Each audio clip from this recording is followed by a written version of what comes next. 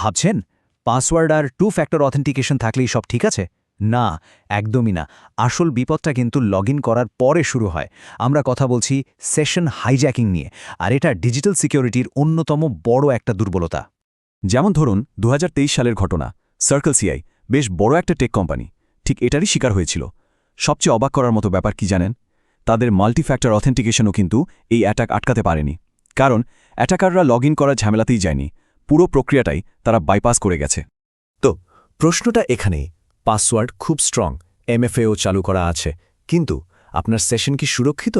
ব্যাপারটা এভাবে ভাবুন, পাসওয়ার্ডটা হলো আপনার সদর দরজার চাবি, কিন্তু সেশন টোকেন ওটা হলো ভেতরের প্রত্যেকটা ঘরের অ্যাক্সেস কার্ড। এখন ওই কার্ডটাই যদি চুরি হয়ে যায়, তাহলে পুরো ডিজিটাল দুর্গটা কিন্তু এক মুহূর্তে ভেঙে পড়বে। তো এই অ্যাটাকটা আসলে কিভাবে সম্ভব হয়? এটা বুঝতে হলে আমাদের আগে জানতে হবে একটা ওয়েব সেশন ঠিক কিভাবে কাজ করে। চলুন এর অ্যানাটমিটা একটু দেখে নেওয়া যাক। দেখুন, পুরো ওয়েবটা চলে HTTP প্রোটোকলের ওপর। এর একটা ফান্ডামেন্টাল সমস্যা আছে, এটা স্টেটলেস, মানে এর কোনো মেমরি নেই। সোজা কথায়, আপনি লগইন করার পর যখন অন্য কোনো পেজে ক্লিক করেন, সার্ভার কিন্তু আপনাকে আর চিনতে পারে না। তার কাছে প্রত্যেকটা ক্লিকই একটা নতুন রিকোয়েস্ট। তো এই যে বেসিক সমস্যাটা, এটা সমাধান করার জন্যই কিন্তু সেশনের কনসেপ্টটা আনা হয়েছিল। ব্যাপারটা একটা কনসার্টের রিস্টব্যান্ডের মতো করে ভাবা যেতে পারে। আপনি যখন গেটে টিকিট মানে আপনার পাসওয়ার্ড দেখালেন, আপনাকে হাতে একটা রিস্টব্যান্ড পরিয়ে দেওয়া হলো। এরপর কিন্তু ভেতরে ঘোরার জন্য আপনাকে বারবার টিকিট দেখাতে হয় না, তাই না? ওই রিস্টব্যান্ডটি যথেষ্ট। ওয়েবসাইটের দুনিয়ায় এই রিস্টব্যান্ডটাই হলো আপনার সেশন টোকেন। তো পুরো প্রসেসটা মূলত 3টা ধাপে কাজ করে। স্টেপ 1, একজন ইউজার তার ইউজারনেম পাসওয়ার্ড দিয়ে নিজেকে অথেন্টিকেট করল। স্টেপ 2, সার্ভার সব ভেরিফাই করে তাকে একটা ইউনিক ডিজিটাল রিস্টব্যান্ড মানে সেশন টোকেন ইস্যু করল। আর ফাইনালি স্টেপ 3, তার ব্রাউজার এরপর থেকে প্রত্যেকটা রিকোয়েস্টের সাথে ওই টোকেনটা পাঠাতে থাকে, যাতে সার্ভার তাকে মনে রাখতে পারে আর সে লগড ইন থাকতে পারে। ওকে, তো আমরা বুঝলাম সেশন কিভাবে কাজ করে। এবার দেখা যাক একজন অ্যাটাকারের টুলকিটে কি থাকে। চলুন দেখি ঠিক কিভাবে তারা এই ডিজিটাল রিস্টব্যান্ডটা চুরি করে। প্রথম আর সবচেয়ে কমন পদ্ধতিটার নাম হল সেশন সাইড জ্যাকিং। অনেকে এটাকে সেশন স্নিফিংও বলে। এখানে অ্যাটাকাররা প্যাকেট স্নিফার নামের টুল ব্যবহার করে নেটওয়ার্কের উপর দিয়ে যাওয়া ডেটা ট্রাফিকে আড়ি পাতে। বিশেষ করে পাবলিক ওয়াইফাইয়ের মতো আনসিকিউরড নেটওয়ার্কে, যেখানে ডেটা এনক্রিপ্টেড থাকে না, সেখান থেকে সেশন কুকিটা তুলে নেওয়াটা খুবই সহজ একটা কাজ। ডিফারেন্সটা আসলে কোথায়? দেখুন, একটা unsecured HTTP কানেকশনে session কুকিটা plain text হিসেবে যায়, মানে নেটওয়ার্কে যে কেউ এটা পড়তে পারবে।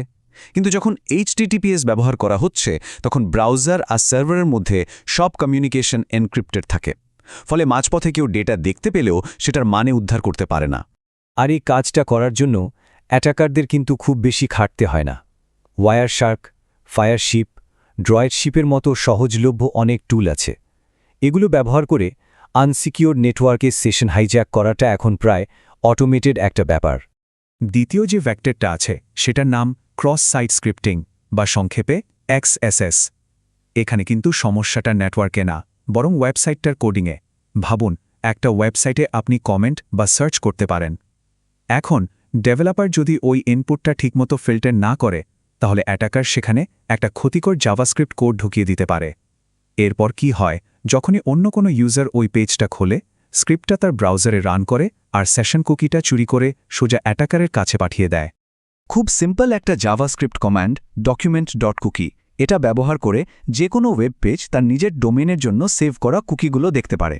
একটা XSS অ্যাট্যাকে হ্যাকার ঠিক এই জিনিসটাই কাজে লাগায়, শুধু সাথে আরেকটু কোড জুড়ে দেয়, যেটা দিয়ে কুকিটা সোজা তার নিজের সার্ভারে পাঠিয়ে দেওয়া যায়। আর 3 নম্বর এবং সম্ভবত সবচেয়ে মারাত্মক মাধ্যমটা হলো ম্যালওয়্যার। যদি কোনোভাবে কোনো কম্পিউটার একটা ইনফোস্টিলার ম্যালওয়্যার দিয়ে অ্যাট্যাক্ট হয়, তাহলে অ্যাট্যাকার কিন্তু নেটওয়ার্ক বা ওয়েবসাইটের সব সিকিউরিটিকে বাইপাস করে যাবে। সে সরাসরি ব্রাউজার থেকে সেভ করে রাখা সেশন টোকেনগুলো চুরি করে নিতে পারবে।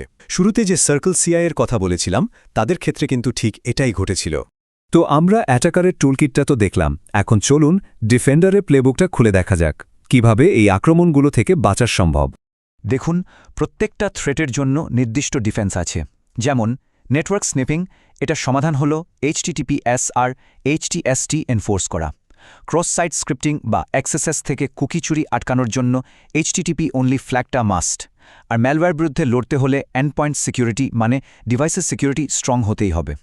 একটা কুকিকে সিকিউর করতে কয়েকটা ফ্ল্যাগ খুব জরুরি। প্রথমটা হলো সিকিউর ফ্ল্যাগ। এটা নিশ্চিত করে যে কুকিটা শুধু এনক্রিপ্টেড HTTPS কানেকশনেই যাবে, HTTP-তে না। আর আরেকটা হলো HTTP অনলি ফ্ল্যাগ। এটা ব্রাউজারকে বলে দেয় যে জাভাস্ক্রিপ্ট যেন এই কুকিটা অ্যাক্সেস করতে না পারে। এর ফলে কি হয়, একটা XSS অ্যাটাক সফল হলেও অ্যাটাকার document.cookie ব্যবহার করে সেশন টোকেনটা আর চুরি করতে পারে না। যদি কখনো সন্দেহ হয় যে কোনো সেশন হাইজ্যাক্ট হয়েছে, তাহলে সঙ্গে সঙ্গে কয়েকটা স্টেপ নিতে হবে। ফার্স্ট অ্যান্ড মোস্ট ইম্পর্ট্যান্ট, ওই সার্ভিসটা থেকে সব ডিভাইস থেকে লগ আউট করে দিন। এটা করলে চুরি হওয়া সেশন টোকেনগুলোর সাথে সাথে ইনভ্যালিড হয়ে যাবে। এরপর অবশ্যই পাসওয়ার্ড চেঞ্জ করুন আর অ্যাকাউন্টের অ্যাক্টিভিটি লগ রিভিউ করে দেখুন কোনো সন্দেহজনক কিছু আছে কিনা। তাহলে সব কিছুর শেষে দ্য জিরো ডে ভার্ডিক্ট কি? শেষ কথাটা কি?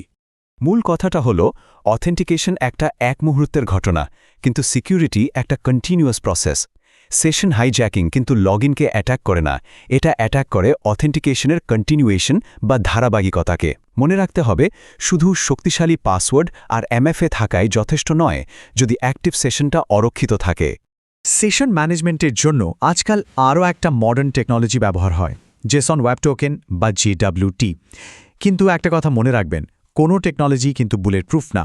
JWTরও নিজস্ব কিছু দুর্বলতা আছে, তবে সেটা হয়তো অন্য কোনো দিনের আলোচনা। আজকের মতো এখানেই শেষ। Stay curious, stay dangerous. Zero day academy.